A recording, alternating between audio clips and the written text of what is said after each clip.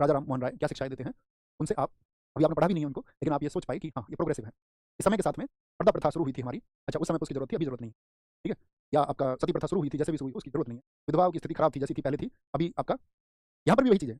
ना प्राचीन संस्कृति में हमारी में ना तो सती है, विधवाओं की स्थिति अच्छी है, आपका स्त्रियों की दशा बहुत अच्छी है, रात पढ़ने जाती थी, शिकार करने, हर वर्ग की महिला को पढ़ने का अधिकार था। ये तो धीरे-धीरे हुआ ना कि कुछ विशेष राजाओं ने ये कर दिया कि भई ये जो लोग हैं, ये निम्न वर्ग के लोग हैं और ये हमसे दूरी बनाएँगे।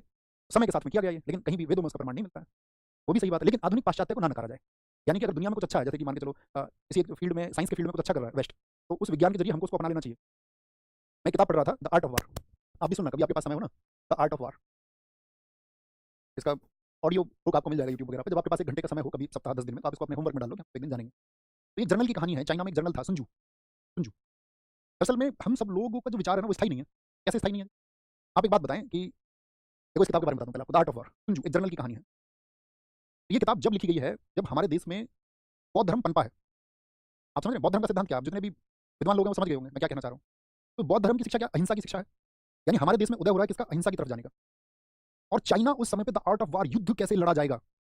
युद्ध के लिए क्या रणनीति होनी चाहिए? और ये एक ऐसी किताब है कि ये आपके हर जीवन के लिए सटीक बैठेगी। ऐसा नहीं है, हालाँकि इसमें कहानियाँ युद्ध की हैं, लेकिन आप समझ लेना, आप छात्र जीवन में हैं या आप राजनीतिक जीवन में हैं, तो आप समझ लेना आपके सामने क्या स्थितियाँ हो सकती है। तो चाइना उस समय पे युद्ध की तैयारियाँ कर रहा है और हमारा देश किधर जा रहा है? अहिंसा की तरफ। अब आप एक बात समझिए कि भारत और पाकिस्तान का जैसे युद्ध होता है, तो आप किसको चुनना चाहेंगे? अब आएगा आपके, अब सही सवाल आया आप लोगों से।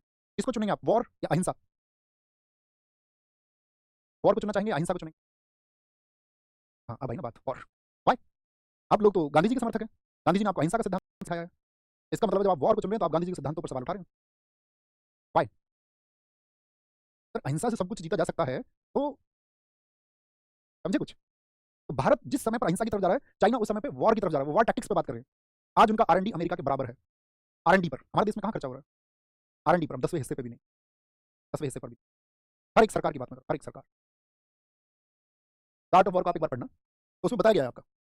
समझे इस बात को मेरी? बाकी इतना ही तुम्हें समझाना था, आज तो लेक्चर अभी कितना देर हुआ है? 1 बज के 2 बज के 34 मिनट। तो कल पढ़ते हैं, कल पढ़ते हैं, ओके?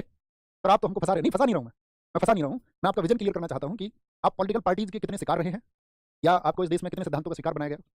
दोस्त बहुत सारी चीज़ें वॉर से तय होती हैं, बहुत सारी चीज़ें। इज़राइल ने उसको वॉर से तय किया है।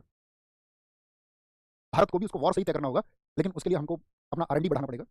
हमको झूठी तस्वीरें मीडिया के द्वारा नहीं दिखवानी है। सही मामले में, सही मायने में हमको अपने आर-एन-डी पे काम करना होगा। ये दुर्भाग्य है कि हमारा आर-एन-डी अभी उतना डेवलप नहीं, रिसर्च एंड डेवलपमेंट इसलिए नहीं हो रहा है, जितना होना चाहिए।